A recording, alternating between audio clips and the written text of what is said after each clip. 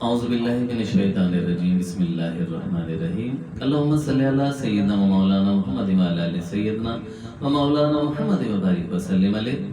تمام مشاق رسول صلی اللہ علیہ وسلم کو اعجاز صاحب قادری اویسی کی جانب سے السلام علیکم ورحمۃ اللہ وبرکاتہ۔ تمام یوٹیوب چینل دیکھنے والوں کو خوش آمدید۔ اس خوبصورت پیغام اتنی پیاری بات کے ساتھ آپ کے سامنے حاضر خدمت ہوا ہوں، اس یقین کے ساتھ کہ اللہ رب العزت اچھی باتیں کرنا اور دوسروں تک پہنچانا قبول فرماتا ہے اور اس کو پسند بھی ہے۔ اللہ ہی کو نہیں پسند بلکہ اللہ اور اس کے رسول کو بھی پسند ہے کہ اے ایمان والو، اچھی باتیں ایک دوسرے تک پہنچاؤ اور نیکیوں کی دعوت دو اور برائی سے روکو۔ تو اسی پیرائے میں ہم بھی کوشش کرتے ہیں، اپنا حصہ ڈالنے کی کوشش کرتے ہیں۔ آپ بھی اپنے حصے کا کام کیجئے کہ ان ویڈیوز کو، جو اصلاحی ویڈیوز ہوا کرتی ہیں، اسے آگے بڑھایا کریں، لوگوں تک پہنچایا کریں تاکہ اس کار خیر میں آپ بھی شامل ہو جائیں۔ اور جن حضرات نے ابھی تک ہمارے چینل کو سبسکرائب نہیں کیا، برائے مہربانی اپنے پیارے پیارے ہاتھوں سے چینل کو سبسکرائب کیجئے گا، ویڈیوز کو شیئر کیجئے گا، اپنے پیارے پیارے کمنٹس دیجئے گا، اسے لائک کیجئے گا اور ساتھ ہی بیل آئیکن کو ضرور پریس کیجئے گا تاکہ آنے والی ویڈیوز کے نوٹیفیکیشن آپ تک پہنچتے رہیں۔ موضوع کی جانب آتے ہیں، بہت ہی خوبصورت، بہت ہی پیارا موضوع کہ اللہ رب العزت کی محبت اپنی مخلوق سے، اللہ کی محبت اپنی مخلوق سے کیسی ہے، اندازہ کیجئے گا۔ کبھی آپ نے غور کیا ہے کہ اللہ رب العزت کو بھوک بھی نہیں لگتی، نہ اس کو کھانے کی حاجت ہے نا، لیکن وہ ہمارے لیے کھانے کا اہتمام کرتا ہے، رزق کی فراوانی کرتا ہے، زمین پہ پودے، پھول، غذائی اجناس پیدا کرتا ہے، سمندروں میں سے ہمارے لیے غذا کا انتظام کرتا ہے، خشکی سے کرتا ہے، فضاؤں سے کرتا ہے، ہواؤں میں کرتا ہے، حلال جانور، حلال پرندے، مچھلیاں، اس کے علاوہ دیگر اجناس، گندم ہے، دالیں ہیں اور مختلف چیزیں ہیں۔ سوچیے ذرا کتنا اسے خیال ہے ہمارے لیے۔ اچھا آگے دیکھیے کہ گرمیوں کا موسم آتا ہے تو اس کو کتنی فکر ہے ہماری کہ گرمی ہوگی، پسینہ زیادہ آئے گا، اسے گرمی لگے گی، تو لہٰذا ایسے پھلوں کا، ایسی غذاؤں کا اور ایسی سبزیوں کا اہتمام اس نے ان موسموں کے حوالے سے رکھا ہے کہ جس میں پانی کی مقدار زیادہ ہوتی ہے، ہمارے جسم کو اس کی ضرورت ہوتی ہے۔ ایسی جب سردیاں آتی ہیں تو سردیوں میں اسی کے مطابقت سے ایسے پھل، ایسی سبزیاں عطا کی جو ہمارے جسم کا حصہ بننے کے بعد ہمیں راحت پہنچائیں گی، ہمیں بیماریوں سے دور کریں گے، ہمیں تکلیفوں سے دور کریں گے۔ تو ہمارا رب کتنا غفور رحیم ہے، کتنی محبت کرنے والا ہے، کتنے ہمارے ناز نخرے اٹھانے والا ہے۔ ہاں حقیقت بتا رہا ہوں، کتنا ناز نخرے اٹھانے والا ہے۔ اتنا تو کوئی ماں باپ بھی نہیں کرتا بھائی، بہن بھائی بیوی بچے بھی نہیں کرتے۔ گو کہ اللہ رب العزت نے، اندازہ کیجئے کہ اپنے لیے بیوی اور بچہ اور بچی اختیار نہیں کیا، اس کو حاجت نہیں ہے، اس کا کوئی برابری کا نہیں ہے، اس کا کوئی ہمسر نہیں ہے، نہ وہ کسی سے پیدا ہوا نہ اسے کسی نے پیدا کیا۔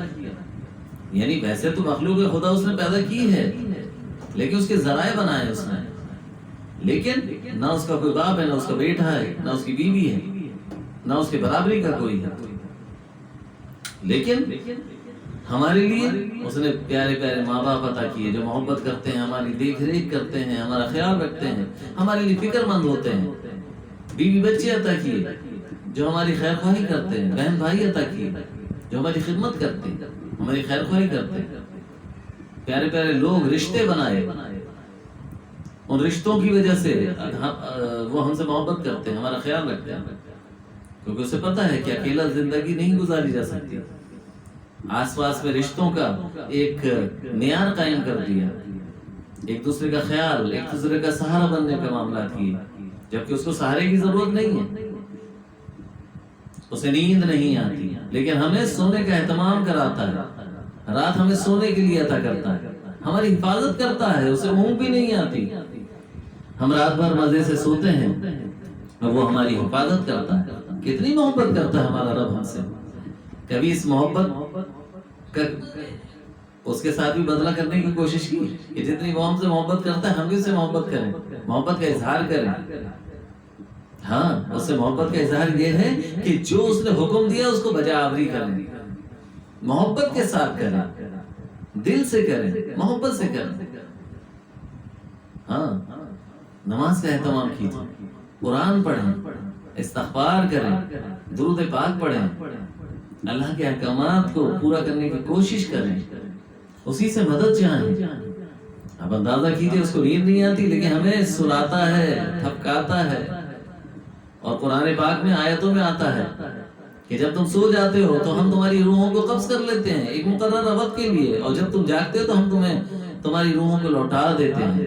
یعنی ایک طرح سے روزانہ ڈیمونسٹریشن کرا رہا ہے، روزانہ وہ جلوے کرا رہا ہے مرنے کے، کہ جب تم مرو گے، جب تمہیں موت واقع ہوگی، جب تمہاری روحوں کو نکال لیا جائے گا، جب تم قبر میں جاؤ گے، روزانہ اس کی پریکٹس کرا رہا ہے تاکہ گھبرا نہ جائیں، پریشان نہ ہو جائیں۔ سوچئے ذرا کتنا غفور رحیم ہے، کتنی محبت کرنے والا ہے، اس کے بار بار اس طرح کے معاملات سے گزارتا ہے۔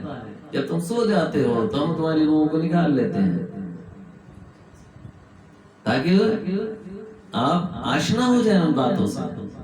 تو بزرگان دین بھی فرماتے ہیں کہ تم جہاں سویا کرو اس کمرے کو قبر تصور کیا کرو، وہ چار دیواری، اللہ کا ذکر کر کے سویا کرو، رسول کا ذکر کر کے سویا کرو، استغفار کر کے سویا کرو، توبہ کر کے سویا کرو، سب کو معاف کر کے سویا کرو۔ ہو سکتا ہے کہ تمہاری آنکھ کھلے نہ کھلے، جب تمہاری آنکھ کھلے تو کہیں واقعہ تم قبر میں ہو، لیکن جو تصور تم ساری زندگی کرو گے تو جب اپنے قبر میں بھی ہوگے تو انشاءاللہ تعالیٰ العزیز تمہارے وہاں پر بھی تمہیں وہ اپنا کمرہ ہی نظر آئے گا، تو مانوس ہوگے اس سے۔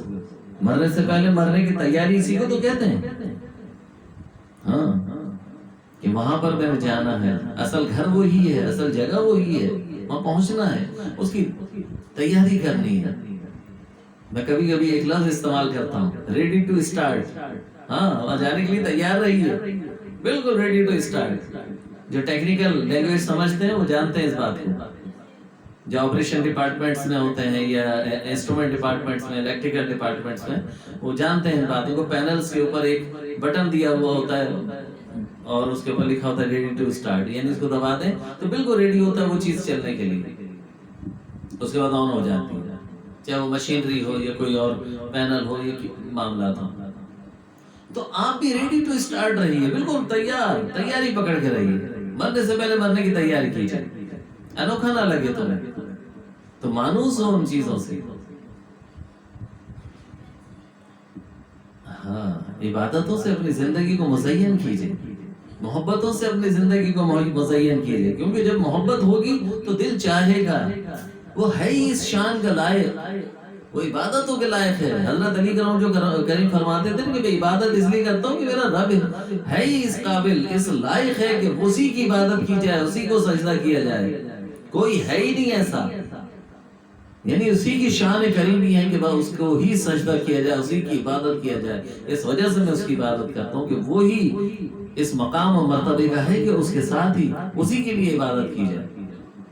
ٹھیک ہے بھائی، اللہ رب العزت کے محبوب بھی عبادتیں کرتے تھے، نمازوں کا اہتمام، روزوں کا اہتمام، قربانی کا اہتمام، جہاد کا اہتمام، خیر خواہی کا اہتمام، صدقہ خیرات کا اہتمام، زکوٰۃ کا اہتمام، اپنے والدین کے ساتھ خدمت، ان کی تعظیم، ان کی خیر خواہی، رشتوں کے ساتھ صلہ رحمی، یہ تمام چیزیں کیا ہے؟ یہ اللہ کے احکامات ہیں۔ جب اس کو کرتے ہیں تو اللہ کی محبت آپ سے بڑھ جاتی ہے، اللہ کا قرب حاصل ہوتا ہے۔ جب آپ اللہ کی باتوں کو مانتے ہیں تو پھر آپ کی باتیں وہ مانتا ہے، گو کہ جو لوگ نہیں مان رہے ہوتے انہیں بھی دے رہا ہوتا ہے۔ یہ اس کی شان کریمی ہے، جو اللہ کو اللہ نہیں مانتا اسے بھی دے رہا ہے۔ حضرت ابراہیم علیہ السلام کا واقعہ ہے نا کہ آپ جو ہے بغیر مہمان کے کھانا نہیں کھاتے تھے، تو ایک نے دیکھا کہ ایک بوڑھا شخص چلا جا رہا ہے تو آپ نے اس کو بلا لیا اور کھانے کا اہتمام کر لیا۔ جب کھانا سامنے آ گیا تو اس سے کہنے لگے کہ پڑھ اللہ کا نام، یعنی اللہ کے نام سے شروع کرو۔ اس نے کہا میں اللہ کا نام تو نہیں لیتا۔ کہنے کیوں؟ کہنے نہیں، میں تو بتوں کی پوجا کرتا ہوں، میں تو ان کے نام لوں گا، میں ان کے ساتھ غداری نہیں کر سکتا۔ آپ خاموش ہو گئے. اس کے بعد کہنے لگے کہ میں نے تو تجھے اللہ کے نام کے لیے بلایا تھا, اللہ کے لیے بلایا تھا, تو جب اللہ ہی کو نہیں مانتا, اللہ کا نام نہیں لیتا, تو پھر تیرا کام ہی نہیں ہے. وہ بھی اٹھ کے کھڑا ہو گیا, کہنے ہاں میں تو ان سے غداری نہیں کروں گا, اپنے بتوں سے نہیں کھلاتا تو نہیں کھلا. چلا گیا. جب وہ چلا گیا تو حضرت ابراہیم علیہ السلام سے اللہ رب العزت وحی کے ذریعے بتایا کہ ابراہیم تم نے ہمارے ایک بندے کو ناراض کر دیا. کہ یا اللہ کیسے بات, میں نے کس کو ناراض کر دی؟ کہنے کہ وہ اس کی عمر کتنی تھی؟ آپ نے فرمایا کم و بیش 70 سال ہوگی. کہنے ہاں ابراہیم 70 سال سے وہ ہمیں اللہ نہیں مانتا, لیکن ہم نے اس کا رزق نہیں روکا, اس کو رزق دے رہے ہیں. وہ ہمارا بندہ ہے, ہم نے بنایا اسے. اس نے ایک دفعہ تمہارے سامنے اللہ کا نام لینے سے انکار کیا, تم نے اس کو کھانے سے اٹھا دیا. اب حضرت ابراہیم علیہ السلام کو اندازہ ہوا کہ گڑبڑ ہو گئی ہے. گو کہ نبیوں سے غلطیاں گناہ نہیں ہوتے, وہ معصوم ہیں. یہ کر کے دکھایا جاتا ہے تاکہ ہمارے لیے اصلاح کی معاملات ہو جائیں اور ہمارے لیے تعلیم ہو جائے. آپ فوراً دوڑے, اور دوڑ کے جو ہے نا آپ نے دیکھا کہ کافی دور وہ شخص چلا گیا, اس کو آواز دے کے بلایا. اس کو بلایا اور بلانے کے بعد کہا کہ اے شخص آجا کھانے پہ انتظار ہو رہا ہے تیرا, آجا کھانا کھانا. کہنے کیوں, یہ کیسی تبدیلی آ گئی؟ کہنے ہاں اسی رب نے تجھے بلایا.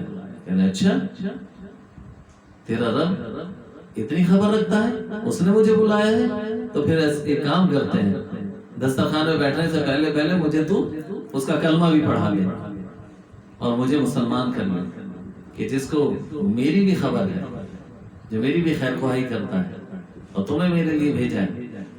تو اندازہ کیجئے کیسا عمل تھا, ایک نبی کا کیسا عمل تھا, اور اللہ رب العزت نے کیسی تربیت اور کیسی تعلیم فرمائی, کتنی محبت کے ساتھ فرمائی. اپنا حوالہ دیا کہ وہ تو مجھے بھی نہیں مانتا تھا, میں نے بھی اس کی خدمت کی ہے, اس کو رزق دیا, اس کو کبھی تنگ نہیں کیا, پریشان نہیں کیا, کیونکہ اللہ اس کے مقابلے کا تھوڑی ہے. اگر وہ غلط ہے تو کیا نعوذ باللہ اللہ تعالیٰ بھی ویسی کر کے دے؟ نہیں. وہ بات کی بات ہے کہ جب معاملات ہوں گے, جب دیکھ لیا جائے گا, جب ناپ لیا جائے گا, جب تول لیا جائے گا. لیکن اللہ رب العزت رحم کر رہا ہے, اس کی بنائی ہوئی مخلوق ہے.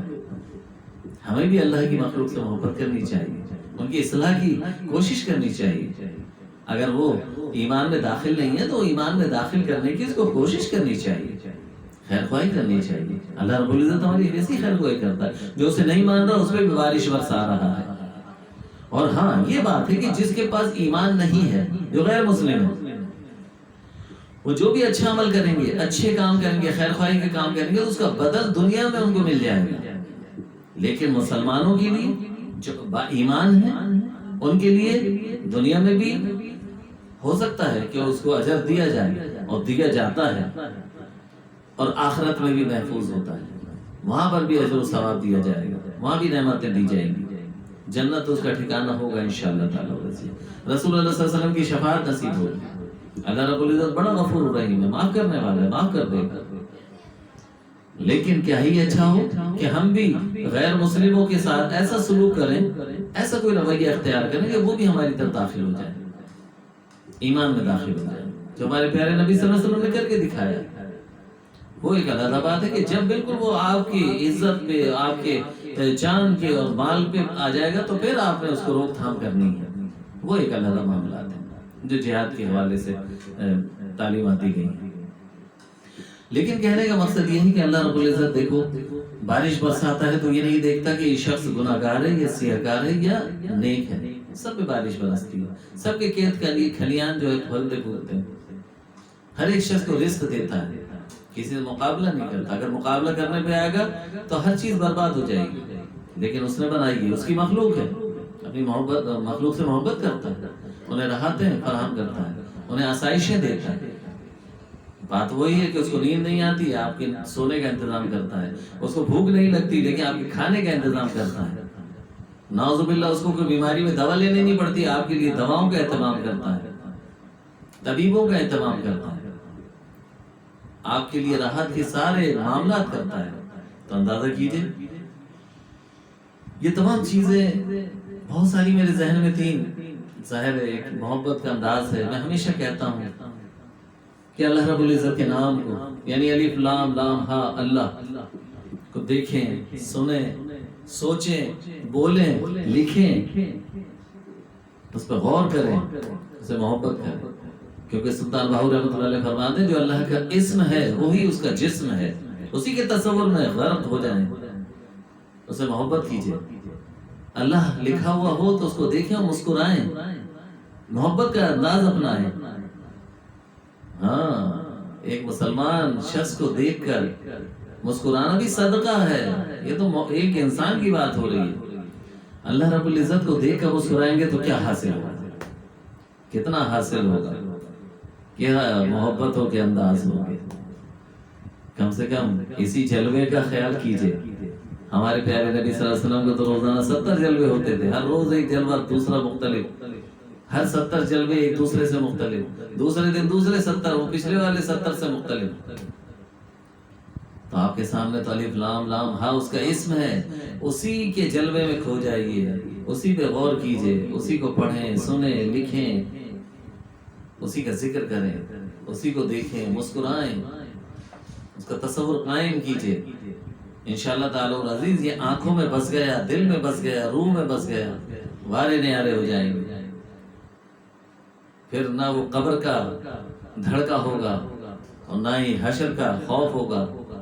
انہی معاملات کے لیے تو اللہ رب العزت نے آیت کریمہ اتاری ہے کہ میرے ولیوں کو نہ کوئی خوف ہے نہ کوئی غم ہے۔